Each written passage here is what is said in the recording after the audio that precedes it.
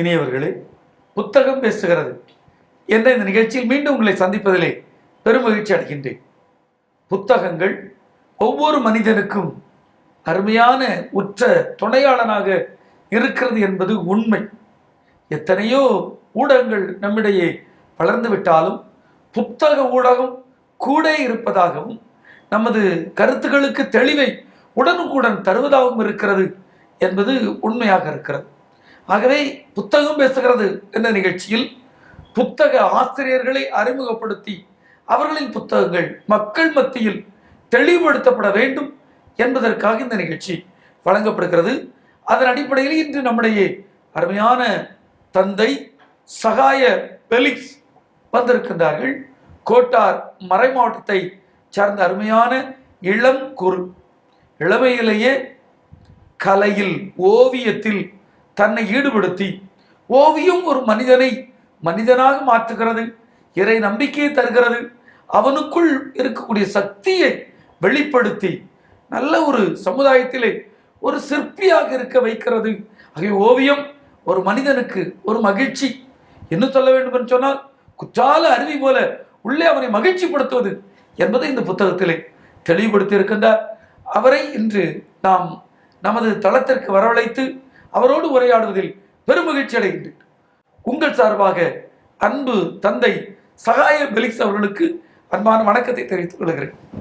உங்களுடைய புத்தகத்தை பார்க்கும் பொழுதே மிக மகிழ்வாக இருக்கிறது. அதன் அட்டைப்படமே ஒரு கலையை, ஒரு ஆர்வத்தை, ஒரு இன்ஸ்பிரேஷன் சொல்லுவோம்ல, ஒரு உந்து சக்தியை தருவதாக அமைந்திருக்கிறது. எப்படி இந்த எண்ணம் உங்களுக்குள் கருவானது? அதாவது ஒரு ஓவியம், இந்த ஓவியம் மக்கள் மத்தியிலே ஒரு வளமையை, ஒரு மனிதாபிமானத்தை உருவாக்குறது என்ற கருத்தை எல்லாம் தருவதற்கு மூல காரணமாக இருந்தது என்ன? எனக்கு வாழ்க்கையில் நான் 5ஆம் வகுப்பு படிக்கின்ற பொழுதே இந்த ஓவியத்தை நான் கற்றுக்கொண்டேன். என்னுடைய மூத்த சகோதரர் ஒரு ஓவியர். அவர் தந்த பயிற்சியின் வழியாக, அவர் என்னை உற்சாகப்படுத்துவதன் வழியாக நான் அந்த ஓவியத்தை கற்றுக்கொண்டேன். அது மட்டும் இல்லாமல் இந்த ஓவியத்தின் வழியாக பல்வேறு பரிசுகளும் பாராட்டுகளும் எனக்கு சிறு வயதில் கிடைத்தது. இதனால் இந்த ஓவியத்தை எனக்கு ரொம்ப பிடிக்க ஆரம்பிச்சிச்சு. ஆனால் என்னுடைய குருத்துவ பயிற்சியில தான் இந்த ஓவியத்தினுடைய பன்முக படைப்பாற்றல் பயிற்சியை நான் அறிந்து கொள்ள முடிந்தது. இந்த ஓவியம் வெறுமனே இந்த கலைக்காக மட்டுமல்ல, இதை கடந்து பல்வேறு முன்னேற்றத்திற்காக, மனித இனத்தின் வாழ்வுக்காக இது பயன்படுத்தலாம் அப்படிங்கிறத நான் அறிந்து கொண்டேன். அதுக்கு ரொம்ப முக்கியமாக 2 நிகழ்ச்சிகளை நான் அங்கே சொல்ல விரும்புகின்றேன். ஒன்று, நான் ஒரு டீக்கனாக இருக்கின்ற பொழுது நான் ஒரு விபத்தில் சிக்கி அதிகமாக துன்பப்பட நேரிட்டது. அந்த நேரத்தில் எனக்கு ஓவியம் கை கொடுத்தது. அந்த வலிகளில் இருந்து, வலிகள், அந்த துன்பத்திலிருந்து விலகி உங்களுக்கு அந்த நேரத்தை போக்குவதற்காக மட்டுமல்ல, எனக்கு தலையில் அடிபட்டதால் வண்ணங்கள் மீது ஒரு வெறுப்பு ஏற்பட்டது. சரி சரி. பல வண்ணங்கள் என்னால் பார்க்க முடியாது. வெறுமனே வெள்ளை வண்ணத்தை மட்டும்தான் நான் உபயோகப்படுத்த முடியும். அதனால் ஆடையாக இருக்கலாம் அல்லது பார்க்கின்ற வண்ணமாக இருக்கலாம், எதுவாக இருந்தாலும் வெள்ளை மட்டும்தான் பயன்படுத்த முடியும் என்கின்ற ஒரு சூழ்நிலை இருந்தது. நான் வலுக்கட்டாயமாக பல வண்ணங்களை எடுத்து தூரிகையிலே அந்த ஓவியமாக தீட்டினேன். ஒரு பயிற்சியாக இதை செய்தேன். அந்த நேரத்தில் தான் இறுதியில் கிட்டத்தட்ட 1 மாதத்திற்குள் என்னுடைய அந்த மூளையில் மாற்றம் ஏற்பட்டு நான் எல்லா வண்ணங்களையும் சகஜமாக பயன்படுத்துகின்ற ஒரு சூழ்நிலை ஏற்பட்டது. அருமை அருமை. இது உடல் அளவில் ஏற்பட்ட மாற்றம். இரண்டாவதாக உள்ளத்தளவில் ஏற்பட்ட மாற்றம் என்பது என்னவென்றால், 2012ஆம் ஆண்டு நான் என்னுடைய தாயை இழந்தேன். கிட்டத்தட்ட 15 நாள் இடைவெளியில் என்னுடைய தந்தையும் இழந்தேன். இந்த 2 இழப்பும் என்னுடைய மனதில் பெரிய ஒரு காயத்தை ஏற்படுத்தியது.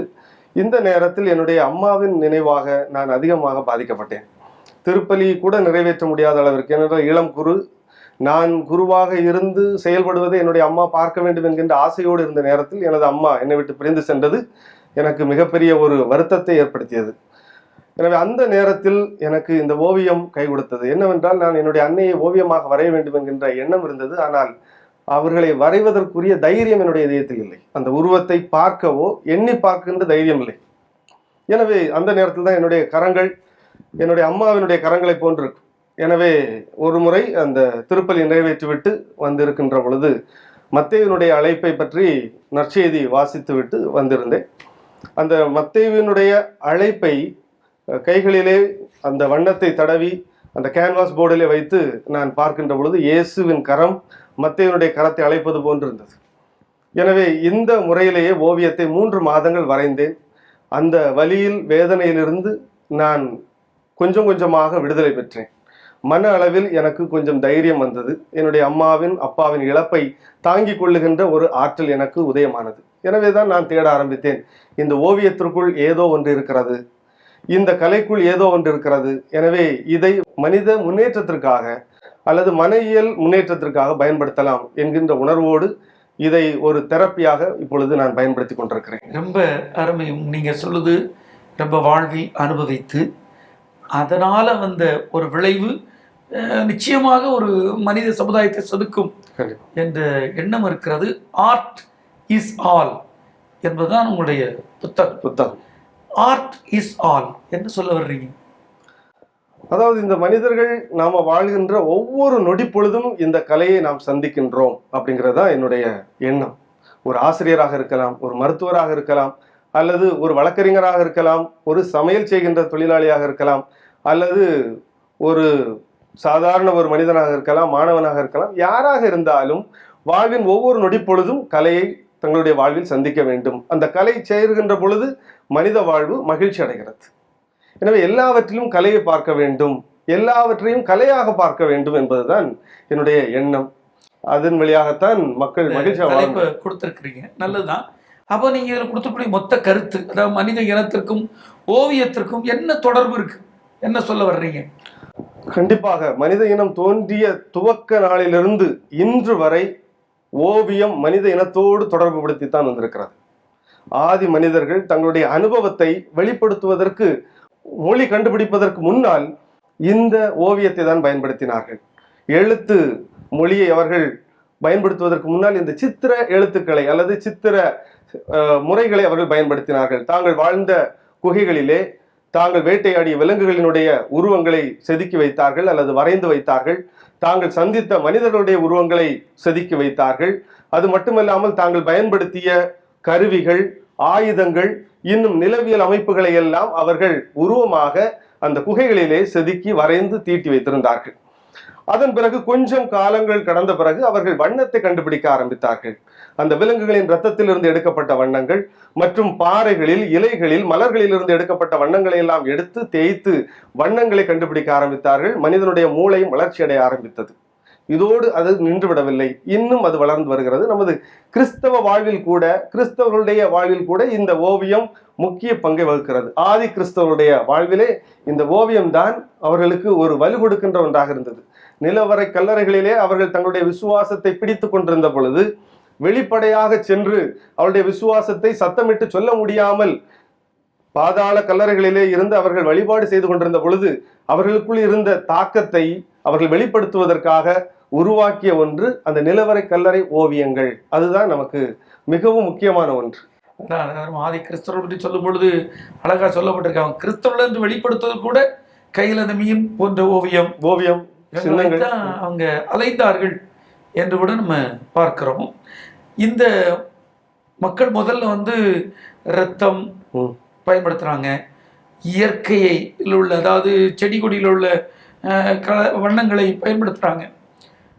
இந்த உண்மையிலேயே இந்த அழியாத கலை, அழியாமல் காலகாலம் நீடித்திருக்கக்கூடிய வண்ணங்கள், இதையெல்லாம் உருவாக்குவதற்கு எவ்வளவு காலம் எடுத்தாங்க? எப்படி உங்க புத்தகத்தில் எழுதியிருக்கீங்களா? இந்த வண்ணங்கள் கண்டுபிடித்ததை பற்றி நான் அந்த வரலாற்றோடு பிணைந்து எழுதியிருக்கிறேன். அதாவது ஓவியம் எப்படி வளர்ச்சி பெறுகிறது, 5ஆம் நூற்றாண்டிலிருந்து தான் நாம் இன்று பார்க்கின்ற இந்த ஓவியங்கள் எல்லாம் அதிகமாக வளர்ச்சி அடைய ஆரம்பித்தது. 5ஆம் நூற்றாண்டு முதல் 15ஆம் நூற்றாண்டு வரை இந்த ஓவியங்கள் உச்சகட்டத்தில் இருந்தது. இதெல்லாம் கோத்திக்ஸ் முறை, அதன் மட்டுமல்லாமல் ரெனேசான் முறைகள், இந்த முறைகளில் தான் திருச்சபையில் ஓவிய கலையினுடைய வளர்ச்சி அதிகமானது. கோத்திக் என்றால், இந்த கோத்திக் முறை உருவாக்கப்பட்டது glory of God, glorifying God, கடவுளை மகிமைப்படுத்துவதற்காக என்ற எண்ணத்தோடு இந்த முறையை உருவாக்கினார்கள். எனவே தான் அதிகமாக ஐகான்கள் அல்லது உருவங்கள், ஊச்சு கோபுரங்கள் உள்ள அந்த ஆலயங்களை எல்லாம் உருவாக்கினார்கள். அங்கு வண்ண அந்த கண்ணாடிகளை எல்லாம் பொருத்தினார்கள். அதன் வழியாக ஒளி வருகின்ற பொழுது தெய்வீக ஒளி ஆலயத்திற்குள் வருகிறது என்று மகிழ்ச்சி கொண்டாடினார்கள். இப்படி தங்களுடைய அந்த ஓவியங்கள் நிலைத்து நிற்க வேண்டும் என்பதற்காக அவர்கள் உருவாக்கிய எண்ணெய் வண்ணங்கள், இவற்றோடு இணைந்த அந்த மிருகங்களுடைய கொழுப்பை பயன்படுத்தி அவற்றை குழைத்து வைக்கின்ற பொழுது அந்த வண்ணம் இன்னும் நீண்ட நாட்கள் இருப்பதை அவர்கள் கண்டுபிடித்தார்கள்.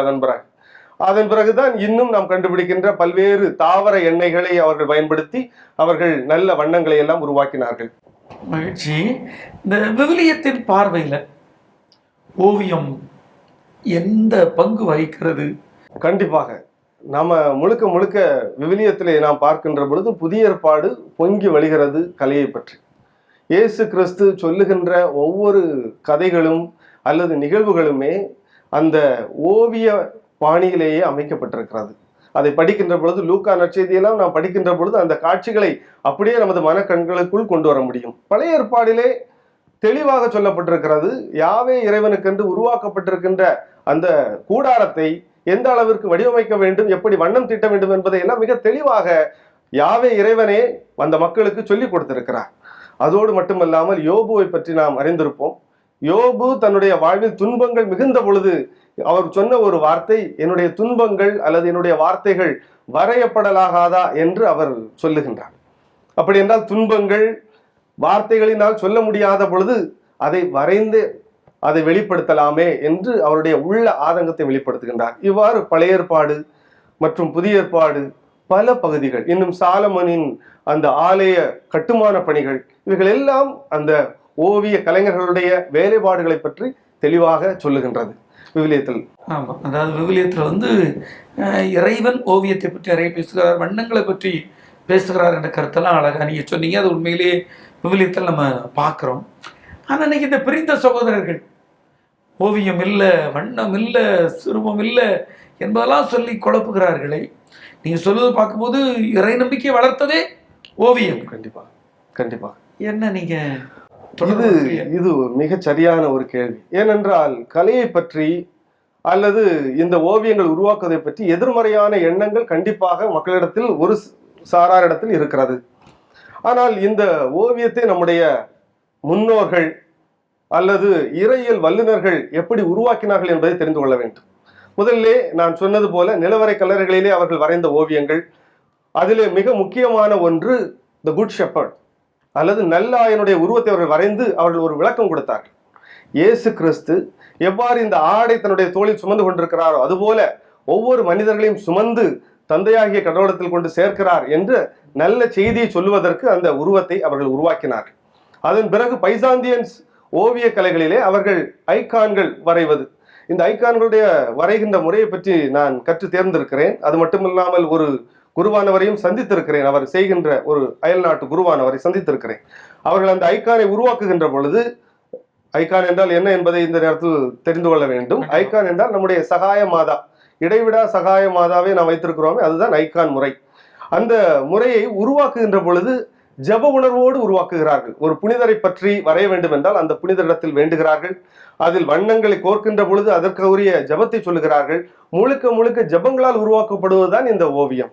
இப்படி வாழ்வோடு ஒன்றி வருகிறது. இனி இந்த ஓவியத்தை பார்க்கின்ற பொழுது மனிதர்கள் கடவுளை விட்டுவிட்டு ஓவியத்தை மட்டும் பிடித்துக் கொள்கிறார்களா அல்லது சிறுவத்தை மட்டும் பிடித்துக் கொள்கிறார்களா என்கிற கேள்விதான் இப்பொழுது தந்தை அவர்கள் எழுப்பிய ஒன்று.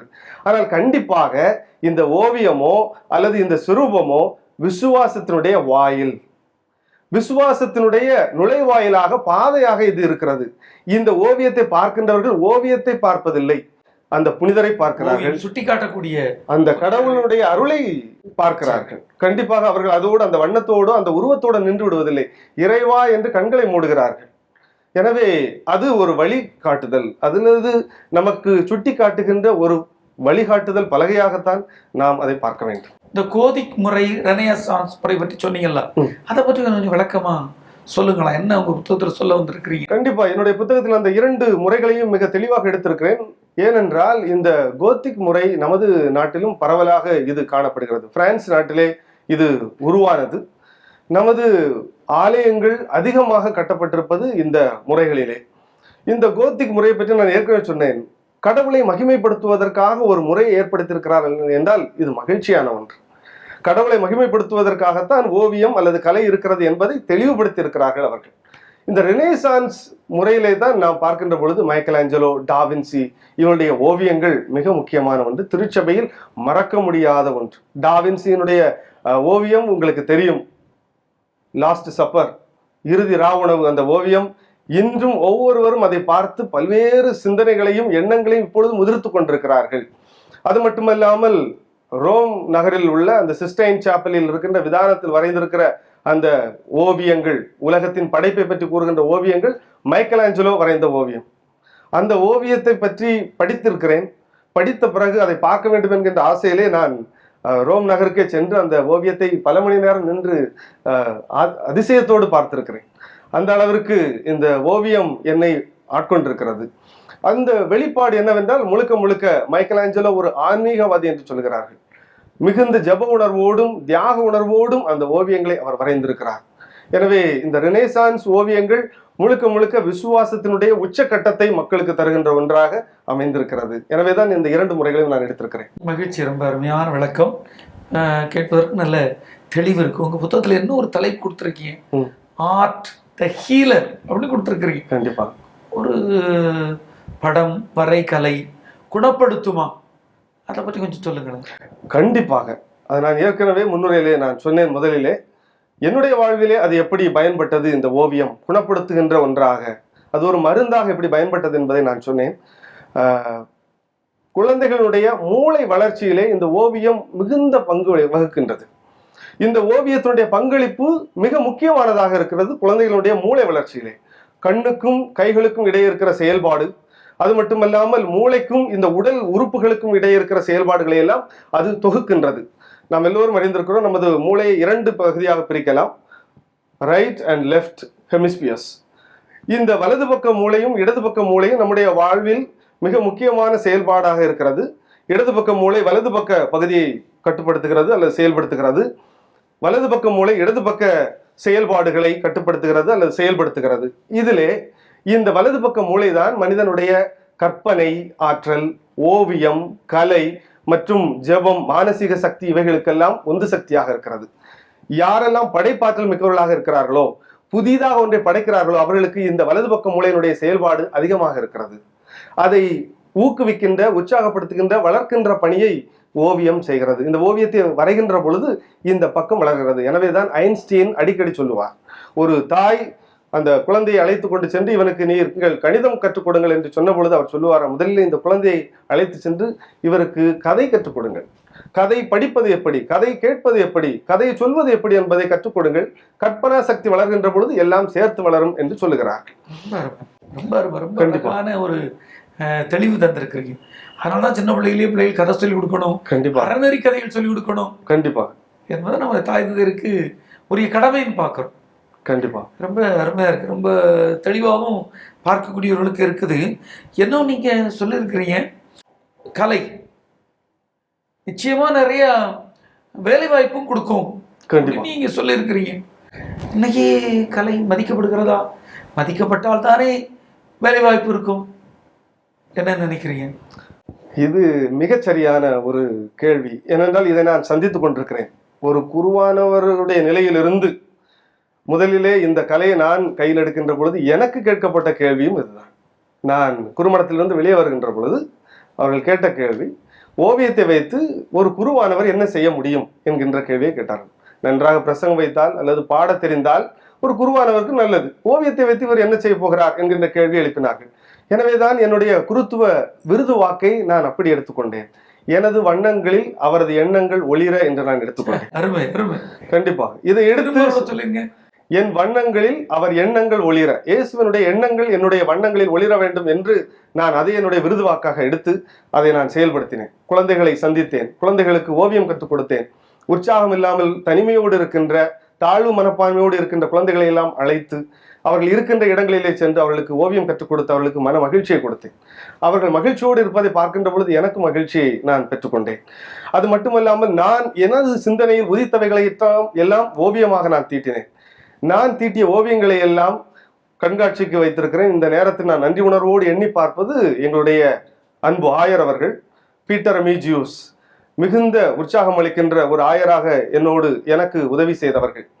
நான் வைத்த 2 கண்காட்சிகளையும் வந்து திறந்து வைத்து ஆசிர்வதித்து என்னுடைய பணிகளுக்கு எல்லா விதமான அனுமதிகளையும் தந்து என்னை வழிநடத்துகின்றவராக இருக்கின்றார்.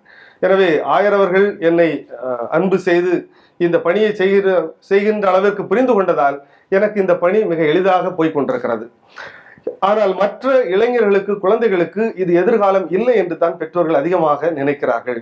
ஒரு இன்ஜினியரிங் படித்தால் போதும், அல்லது ஒரு மருத்துவராக இருந்தால் போதும், ஒரு வழக்கறிஞராக இருந்தால் போதும் என்றெல்லாம் சொல்லி நினைக்கிறார்கள். ஆனால் இந்த துறைக்குள் இருக்கின்ற பெரிய பெரிய வேலைகளினுடைய பண்புகள் இவர்கள் அறியவில்லை. 150க்கும் மேற்பட்ட வேலைகளினுடைய லிஸ்ட்டை நான் இங்க கொடுத்திருக்கிறேன். அவர்கள் படித்து தெரிந்து கொள்ள வேண்டும். டிசைனிங் ஃபீல்டு, சினி ஃபீல்டு, எல்லா துறைகளிலும் இந்த கலை இருக்கிறது. ஒரு இன்ஜினியராக இருந்தால் கூட அங்கும் இந்த ஓவியத்துறைக்கு பங்களிப்பு இருக்கிறது. நேரடியாக ஓவியராக செயல்படாமல் இருந்தாலும் துறைகளிலே அந்த ஓவிய கலையை இணைத்து அவர்கள் பயன்படுத்தலாம் என்கின்ற தெளிவை நான் கொடுத்திருக்கிறேன். ரொம்ப அருமையா சொல்லிட்டு வரீங்க. மக்களுக்கு ரொம்ப சரியான தெளிவையும் கொடுத்துருக்குறீங்க. ரொம்ப மகிழ்ச்சியா இருக்குது.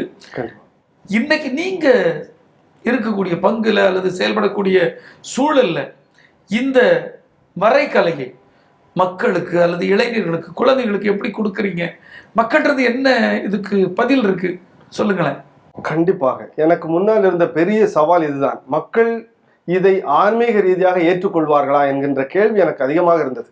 எனவே நான் முதலிலே பயன்படுத்தியது அந்த முறைகள் எல்லாமே குழந்தைகளிடத்தில் தான் எடுத்து சென்றேன்.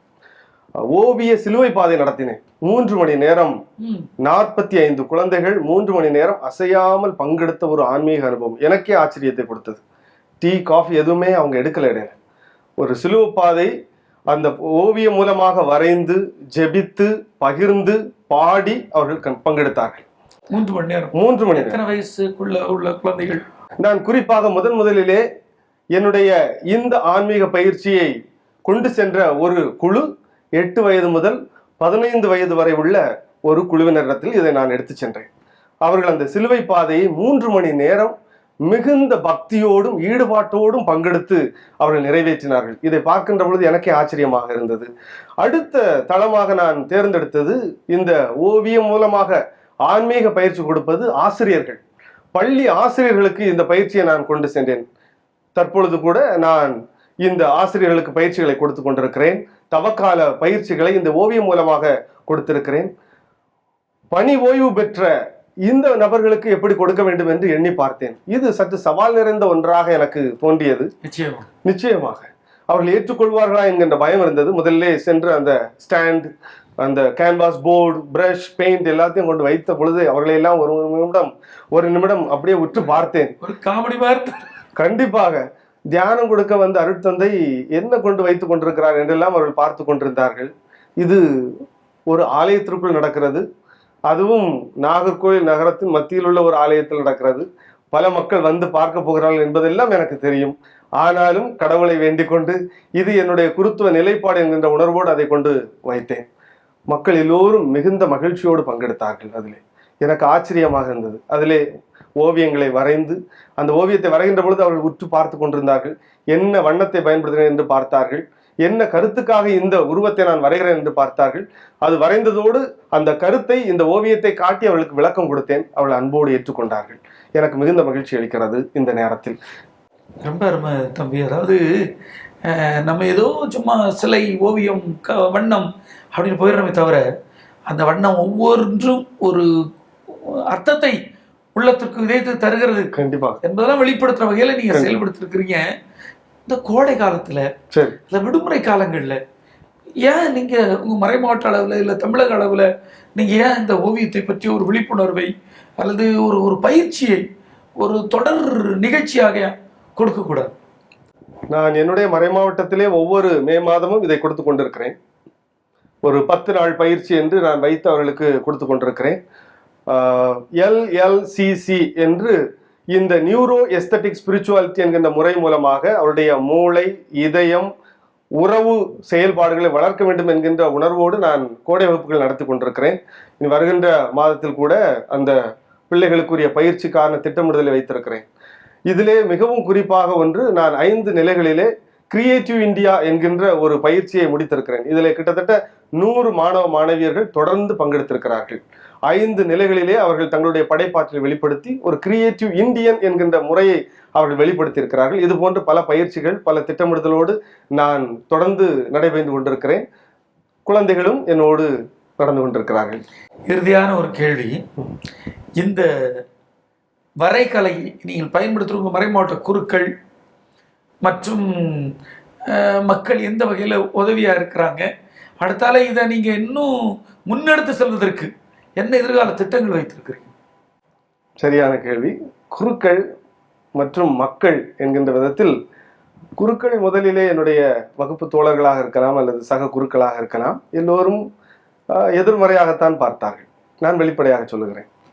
ஓவியம் தீட்டிக் கொண்டிருக்கிறார் அல்லது பிரஷை கையில் எடுத்துக் கொண்டிருக்கிறார், இவர் என்ன செய்கிறார் என்கின்ற கேள்வியும் விமர்சனங்களும் எனக்கு அதிகமாக வந்தது. நான் பல நேரங்களில் எனக்கு மேலே இருக்கின்ற அருள் தந்தையர்களை சந்தித்து விளக்கம் கொடுக்க வேண்டிய சூழ்நிலை ஏற்பட்டது. மன உளைச்சலை சந்திக்க வேண்டிய சூழ்நிலை ஏற்பட்டது. நான் பல முறை மன உளைச்சலுக்கு ஆளாகி இருக்கிறேன் என்னுடைய இந்த விருது வாக்கினால். ஆனால் இப்பொழுது ஓரளவிற்கு நல்ல ஒரு சுமூகமான ஒரு சூழ்நிலை எனக்கு உருவாகி கொண்டிருக்கிறது. இரண்டாவதாக, மக்களுடைய பார்வையில் இது எப்படி இருக்கிறது என்றால், இந்த மக்களை எல்லாம் ஒரு குழுவாக நான் இணைத்திருக்கிறேன். கிட்டத்தட்ட 60 குடும்பங்கள் இப்பொழுது குழுவாக இணைந்திருக்கிறார்கள். இந்த ஓவியத்தை மையமாக வைத்து ஆர்டிஸ்ட் ஆல் ஃபோரம் என்று அவர்களை நான் இணைத்திருக்கிறேன். இவர்களுக்கெல்லாம் நான் கொடுத்திருக்கிறேன், ஓவியம் கலை வழியாக நமது வாழ்வை நாம் மேம்படுத்தவும், நோயாளிகளை குணப்படுத்தவும், நோயாளிகளுக்கு உதவி செய்யவும், குறிப்பாக சிறுநீரக நோயாளிகளுக்கு, சாகும் தருவாயில் இருக்கின்றவர்களுக்கு உதவி செய்வதற்கு உரிய மனப்பக்குவத்தை உருவாக்குகின்ற விதமாக இந்த 60 குடும்பங்களையும் நான் இணைத்திருக்கிறேன். நல்ல தியாக உணர்வோடு 60 குடும்பங்கள் இணைந்திருக்கிறார்கள். இனி என்னுடைய எதிர்கால பணியாக நான் எடுத்துக்கொள்வது இந்த ஓவிய பணியை இன்னும் பரவலாக்கம் செய்வது, இதில் இருக்கிற ஆன்மீக உண்மைகளை எல்லோருக்கும் எடுத்து சொல்லுவது. மிக அருமை. அருட்தந்தை சகாய ஃபெலிக்ஸ் அவர்களை மிக அருமையாக இந்த ஒரு உரையாடல் இருந்தது என்பது உள்ளத்திலிருந்து வரக்கூடிய கருத்தாக இருக்கிறது. ஆகவே பார்த்த பார்வையாளர் சார்பாக நன்றி உங்களுக்கு அன்போடு தெரிவித்துக் கொள்கிறேன். பலர் உங்களை தொடர்பு கொள்வார்கள். ஏனென்றால் வரைகலை ஒரு உடல் உள்ளம் சார்ந்த ஒன்று, இது ஒரு நோயை தீர்க்கக்கூடிய ஒன்று, புதிய சிந்தனைக்கும் வழிவகுக்கக்கூடிய ஒன்று, ஆன்மீகத்தோடு இணைந்து விட்ட ஒன்று என்ற கருத்துக்களை எல்லாம் மிக தெளிவாக சொன்னதோடு மட்டுமில்லாமல் செய்து கொண்டு இருக்கிறீர்கள். மீண்டும் மக்கள் சார்பாக நன்றி அன்போடு தெரிவித்துக் கொள்கிறேன். நானும் இந்த நல்ல நேரத்தில் நமது மாதா டிவிக்கும் நம்முடைய அருட்பணி தந்தை ரவி அவர்களுக்கும் என்னுடைய இதயம் கனிந்த நன்றியை தெரிவித்துக் கொள்கிறேன். இந்த நல்ல நேரத்தில் என்னை அழைத்து இந்த ஓவிய ஆன்மீக பணியை இத்தனை மக்களுக்கு வெளிப்படுத்துகின்ற ஒரு மாபெரும் ஒரு உதவியை எனக்கு செய்திருக்கிறார்கள். அதற்காக மீண்டும் ஒரு முறை மாதா டிவிக்கும் தந்தை அவர்களுக்கும் என்னுடைய நன்றியை தெரிவித்துக் கொள்கிறேன். இனியவர்களே, புத்தகம் பேசுகிறது என்ற இன்னும் ஒரு நிகழ்ச்சியில் உங்களை நான் சந்திப்போம். நன்றி, வணக்கம்.